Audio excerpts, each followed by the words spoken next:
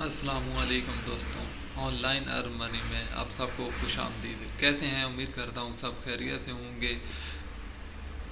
میری یوٹیوب کی دوسری ویڈیو اپنے چہرے کے ساتھ، پہلی ویڈیو میں مجھ میں کیمرے میں کے سامنے آنے کی ہمت نہیں تھی، لیکن اب ہمت کر کے آ ہی گیا ہوں۔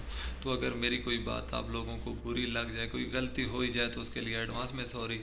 تو آج میں بات کرنے جا رہا ہوں ٹک ٹاک کے بارے میں، لیکن اس بار بھی میں پچھلی ویڈیو کی طرح آپ سے لائک اور فالو کا نہیں کہوں گا، کیونکہ میری ویڈیو اگر آپ کو اچھی لگی تو آپ ضرور لائک بھی کریں گے اور فالو بھی کریں گے۔ تو بات کر رہے ہیں جی ٹک ٹاک کے بارے میں کہ کیا پاکستان میں واقعی ٹک ٹاک مونیٹائز ہو گئی ہے، ٹک ٹاک سے ہمیں کتنی ارننگ ہو سکتی ہے، کیسے ارننگ ہو سکتی ہے۔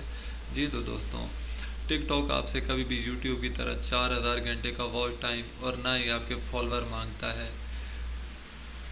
ٹک ٹاک سے ارننگ کرنے کے دو طریقے ہیں۔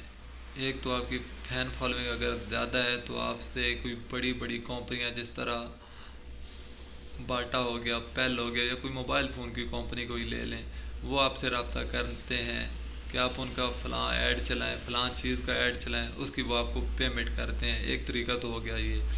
دوسرا طریقہ ہے کہ آپ کی اگر فین فالوئنگ زیادہ ہے تو آپ ان کو یوٹیوب کی طرف لے کے آئیں، آپ اپنا یوٹیوب چینل بنائیں اور وہاں پہ ان کو لے کے آئیں، وہ وہاں پہ آپ کو فالو کریں، وہاں سے آپ کو ارننگ ہو سکتی ہے۔ اس کے علاوہ ٹک ٹاک پہ کوئی ارننگ نہیں ہوتی، نہ ٹک ٹاک مونیٹائز ہوئی ہے، ٹک ٹاک سے ارننگ نہیں کر سکتے ہیں۔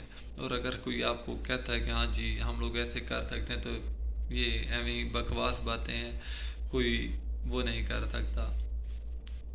اجازت چاہوں گا، ملتے ہیں نیکسٹ ویڈیو میں، تب تک کے لیے اللہ حافظ۔